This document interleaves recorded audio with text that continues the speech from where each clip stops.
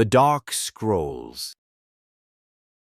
Imagine for a moment a gilded chamber that smells not of roses but of sweat, stale perfume, and something more sinister, decay itself. Behind those velvet curtains, behind the immaculate jewels and brocade gowns, was a truth no chronicler dared to write plainly. Royal women, despite their wealth and power, often lived in a haze of filth. This is the side of history we politely ignore, the reality beneath the polished portraits. You are about to step inside it. Centuries before our modern obsession with hygiene, the most powerful women on earth harbored habits that would make you recoil. These weren't outliers or the eccentric whims of one or two queens. They were common practice, endorsed by superstition, vanity, and fear of unseen forces. And in that ignorance, disease festered. Let us begin where it all clings hardest upon their heads. Among the worst offenders was the towering hair, those lavish wigs and elaborate coiffures, woven from human and horse hair. From a distance, they were magnificent testaments to status. Up close, they were crawling ecosystems. Royal ladies wore their wigs for weeks, sometimes months, never removing them even to sleep.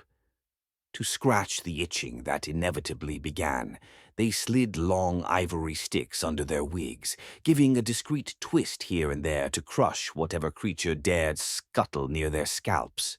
Servants sometimes heard the tiny crunch. Lice bred in the warm darkness, and if that image makes you squirm, imagine the stench. But no lady of high birth would admit to such degradation. Their attendants were sworn to silence. This horror wasn't born of laziness. Part of it was the belief that water carried disease. In many courts, bathing was seen as an invitation for illness to seep into the pores. The less you washed, the safer you were, or so they thought. Queens across Europe preferred sponging themselves with perfumed cloths, smearing scented oils over old sweat and hoping no one noticed. Bathhouses were the domain of the poor and the leprous, certainly not a place for refined women. To bathe often was to tempt death, so they did not. And their gowns, oh, the gowns, could weigh 40 pounds, layered in silk and trimmed with furs that were never properly cleaned. Once dressed, a royal woman might not remove her clothes for weeks at a time. Beneath the many petticoats, the skin chafed and reddened. Sores bloomed in the folds of flesh. Yet to change frequently was seen as frivolous.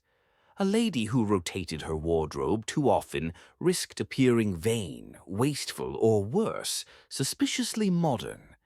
Better to endure the pain than be accused of excess. One of the most lethal vanities of all was the allure of the perfect pale complexion. In many courts, beauty meant a face as white as marble, unblemished and ethereal. To achieve it, royal women turned to ceruse, a deadly concoction of vinegar and white lead. They dabbed it carefully onto their skin, layering it day after day until the mask cracked like plaster. The irony was cruel. Lead was slowly poisoning them, eroding their health while it granted them the appearance of angelic purity. When the skin began to rot, or the teeth fell out, physicians blamed melancholy humors or inherited weakness, never the toxic face paint. Imagine a queen sitting atop a throne, her lips blue from circulatory failure, her cheeks powdered into a ghastly perfection. Around her, courtiers bowed and pretended not to notice the smell, because everyone knew that to speak of it would be an act of treason. Appearances were everything. The corpse beneath the paint was simply a necessary inconvenience. As grim as the face paints were, they weren't the only hidden peril. Hygiene extended to the smallest details, or in this case, the lack of attention to them. Fingernails were rarely trimmed or cleaned. A royal lady's hands were symbols of delicacy and grace, but look closer and you'd see grime packed into the cuticles, sometimes mingled with flakes of lead paint and food scraps. When she lifted a goblet to her lips, the stench rose with it, but no one dared recoil. Etiquette demanded silence in the face of decay. When childbirth approached, and it did, often, as royal women were vessels for dynastic ambitions, The chambers were prepared not for safety, but for tradition. Windows were shuttered, air was stilled. The mother-to-be lay swaddled in heavy blankets, breathing the suffocating closeness of her own waste and sweat. No antiseptic would ever touch her skin. Midwives worked with bare hands, tools unwashed from one birth to the next. Infection ran rampant. Fever claimed many mothers and infants alike, and when the queen died, she was mourned with solemn ceremony, while the real cause, ignorance, was never spoken. And so their lives continued in a cycle of dangerous rituals. Bathing was avoided. Wigs were never removed. Makeup corroded their flesh. The richest women in the world, surrounded by tapestries and silver and diamonds, endured conditions that would appall even the poorest among us today. They believed this was the price of nobility. Yet perhaps the most telling detail was how they masked it all. When the smells grew overwhelming, they drenched themselves in perfume, so thick that anyone who entered their chambers nearly gagged. But fragrance was power. It proved that you were no peasant, that you had the means to drown your humanity beneath clouds of rose and musk. This was only the beginning. The filth ran deeper still. In the next part of this story, you will discover how their dining rituals invited sickness to every banquet table, how parasites feasted on them as readily as their courtiers praised them, and how the myth of royal purity was upheld at any cost. Picture the banquet halls, grand chambers gleaming with chandeliers and polished silver, yet hiding a truth far less refined. At these tables, royal women performed the rituals of power, lifting goblets, tasting morsels with delicate fingers, smiling serenely as musicians played. But beneath the spectacle lay an unspoken risk, because hygiene didn't end, or rather, failed to begin in their dressing rooms. It extended straight to their meals. In an age when hand-washing was not the norm, especially between courses, food became a breeding ground for disease. Royal women, and men too, shared communal platters, dipping fingers into stews, tearing bread, and passing it from hand to hand. The concept of a personal plate was absurd to them, a modern decadence they would have dismissed as petty bourgeois fussiness. If a queen's nails were encrusted with grime or tainted with the residue of lead paint, no one remarked on it. Etiquette demanded they pretend all was pristine. Imagine sitting beside a duchess whose fingertips were stained and cracked, watching her pick over a roasted pheasant and then pluck candied fruits from the same bowl you must now reach into. Such scenes were common. To refuse to eat was an insult. To protest was unthinkable. And so disease moved from mouth to mouth, a silent guest at every feast. Perhaps most unsettling of all were the parasites. The wigs weren't the only refuge for lice and mites. Furs and velvet held them in warm folds. Bed linens, rarely changed, often merely shaken out, became their playground. In winter, when fires blazed in the hearths, the heat encouraged these creatures to multiply. It wasn't unusual for a lady to feel them crawling across her skin as she lay in bed, unable to show discomfort without betraying her station. Even in their most private moments, these women remained captives of decorum. When illness struck, and it did frequently, they faced it with a chilling resignation. Physicians diagnosed humors out of balance or vapors of the womb, prescribing bloodletting or purgatives. No one connected the sores on their scalps or the weakness in their limbs to the poisons painted on their faces. No one dared suggest that the miasma of filth, the lice, the unwashed bodies, might be the cause. The blame was always laid elsewhere: evil spirits, bad air, divine punishment. But nowhere was the disconnect between appearance and reality clearer than in the birthing chambers. When a royal woman went into labor, the entire household held its breath. The survival of dynasties hinged on her success. Yet, the rituals intended to protect mother and child were steeped in ignorance. Rooms were shuttered against fresh air. Curtains were drawn. Every chink in the walls was sealed to keep out drafts. The midwives moved in an airless gloom, wiping their hands on aprons soiled by countless previous births. Sometimes a queen survived the ordeal, sometimes she did not. Sometimes the child wailed once before falling silent forever. When fever began, puerperal fever, the old chroniclers called it, there was nothing to be done. The queen's flesh grew hot and dry, her breath came in ragged gasps, and still no one dared open a window. They believed the fresh air would invite death, never realizing that the very suffocation they practiced was the true killer. And in the aftermath, the linens remained unchanged for days. The same unwashed hands that had ushered in life prepared the corpse for burial. These women, raised to be symbols of grace and civilization, were entombed in a world of superstition and rot. But the obsession with appearances did not fade in death. Portrait painters were summoned to immortalize them, smoothing away any hint of suffering. The pale lead complexion was captured in oils, transformed into a symbol of beauty. The lice, the sores, the reek of decay, those details never made it onto the canvas. All that remained was the illusion of perfection.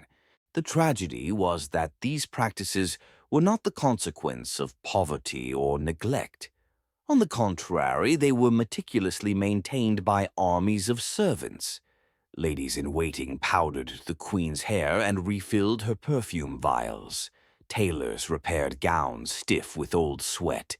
No one challenged the rituals because tradition was stronger than reason. To question them was to risk disgrace.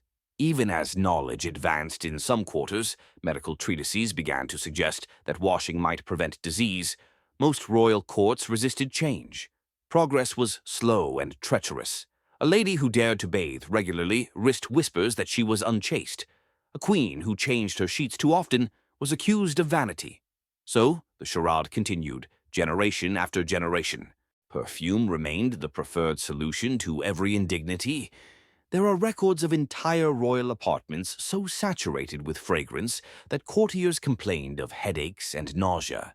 But the stench beneath it all could never be fully smothered. Servants spoke of a certain palace smell, a sour, pungent blend of sweat, spoiled food, and old wool. Visitors noted it privately in their diaries, though few had the courage to say so aloud. You might wonder, didn't they see the contradiction? Didn't they feel the horror of living in such conditions while proclaiming themselves paragons of refinement? The answer, perhaps, lies in how completely they believed their own mythology. They were convinced that to be royal was to be above the common needs of flesh.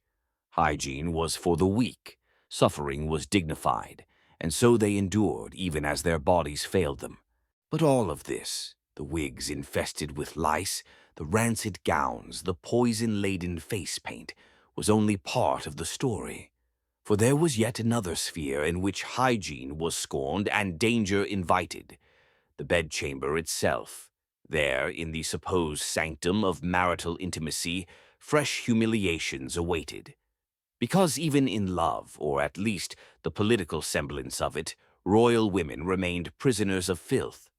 In the next part you will see how their most private rituals became public spectacle, how their fear of scandal ensured their misery, and how the myth of noble purity collapsed beneath the weight of relentless decay. As night fell over the palace, the perfumed corridors darkened, and the echo of footsteps faded into uneasy silence. Yet within the royal bedchamber another chapter of the same grim ritual began. For all the pageantry of royal marriage, intimacy itself was less a matter of affection than obligation, an obligation performed under the oppressive gaze of tradition, superstition, and a suffocating lack of hygiene. Picture the scene. A queen lying stiffly on her great canopied bed, her hair still coiled in its towering confection of powder and horsehair, never removed for fear of appearing indecent. The sheets beneath her body had not been changed in weeks. The smell of old sweat clung to every fold of linen, mingling with the waxy sweetness of spilled perfumes. And in that rank darkness, duty demanded she endure yet again, an encounter that would be witnessed by servants who stood discreetly behind drapes, ready to confirm that a royal heir might have been conceived. This grotesque invasion of privacy was considered perfectly normal. Witnesses recorded every detail: the king's arrival, the queen's expression, The ritual word spoken. For the dynasty to survive, it was vital that the moment be beyond question. But while all eyes were turned to matters of succession, no one seemed to mind the filth. The mattress itself often crawled with lice. Bedding was rarely laundered, an undertaking so laborious that it was reserved for the rarest occasions, like coronations or the queen's lying in before childbirth. And so parasites thrived, feeding unseen in the seams of the blankets and the folds of heavy brocade gowns. When a royal woman fell ill, sapped by infection, weakened by childbirth, or poisoned by her own cosmetics, her decline was explained away by fate or the mysterious workings of divine will, never by the crawling things that made her nights unbearable. If she survived her confinement, she might re-emerge in the court wearing a fresh gown, but the same unwashed undergarments, her face caked in a thicker layer of ceruse to hide the pallor of sickness. Courtiers greeted her with elaborate bows. They did not meet her gaze too long, for fear of betraying their revulsion.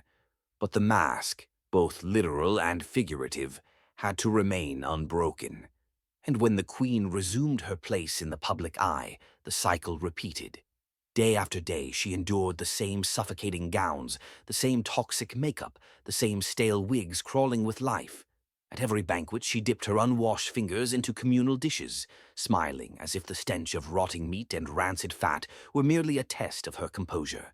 Etiquette demanded she never falter, never recoil, never betray the physical misery beneath her jewel-laden exterior. Perhaps the most astonishing aspect of this story is how all these indignities were regarded not as shameful failures, but as the price of nobility itself. Royal women were expected to be icons of grace and refinement precisely because they endured the decay without complaint.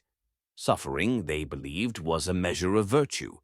This conviction extended to their deaths.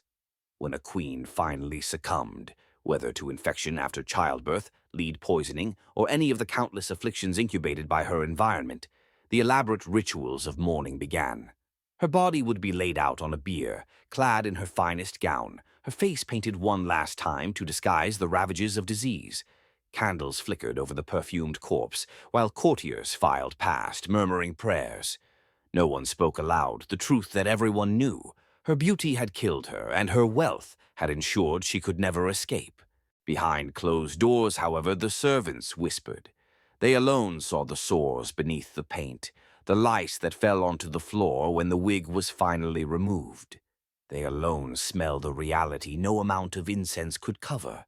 And when the queen was sealed in her coffin, her secrets were buried with her, preserved in silence and denial. Generation after generation repeated these same patterns.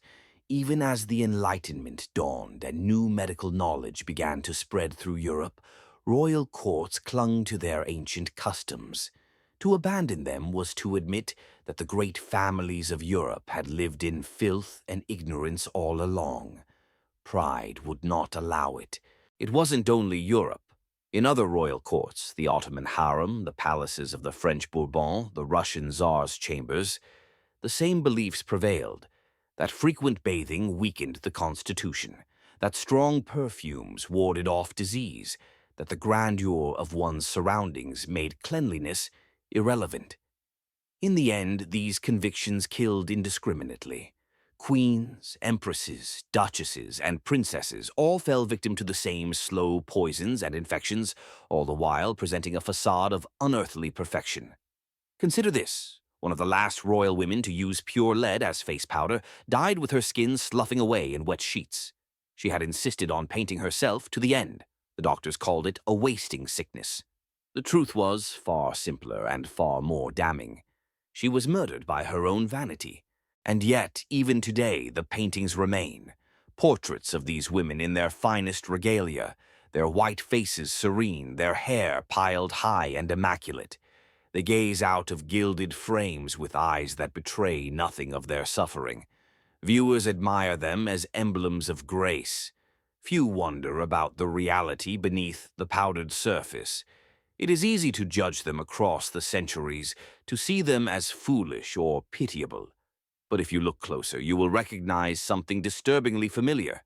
The same human impulse to sacrifice health for beauty, to trade comfort for status, to cling to illusions even when they kill us. They were not so different from us. They simply lived in a world that had no name for bacteria, no true understanding of how filth became disease. Their stories remain, waiting in the archives and diaries, the margins of letters, the faint clues in portraits. They are a reminder that power does not confer wisdom, and wealth cannot shield us from the consequences of our own choices. In their glittering prisons, royal women learned this too late. And though the age of wigs infested with lice has passed, our fascination with appearances endures. If you ever walk the halls of a palace and catch the scent of old wood and faded perfume, imagine the lives lived behind those walls. The queens who never bathed, the duchesses who powdered themselves into an early grave, the infants born into rooms sealed against fresh air. Imagine the unseen world, teeming, rancid, patient, that thrived beneath the silks and diamonds. It is a history as real and consequential as any war or treaty, perhaps even more so because it reveals how deeply human beings can cling to illusions, no matter the cost. We like to tell ourselves we have outgrown such ignorance. But look around. You may find that the impulse to appear perfect at any price still survives. Just dressed in modern fabrics, scrubbed with modern cleansers, perfumed with subtler scents. The royal women of the past did not see themselves as cautionary tales. They believed they were paragons of civilization, and in that belief they became prisoners of their own myth, trapped in a cycle of decay they could never acknowledge. This, then, is the truth behind the portraits, a hidden world of filth, fear, and fragile vanity, where the cost of beauty was nothing less than life itself. It is a story we should remember, not to gloat over their mistakes, but to recognize the quiet, terrible power of denial, and how easily it can turn the finest palace into a gilded tomb. Thanks for watching. Subscribe for more.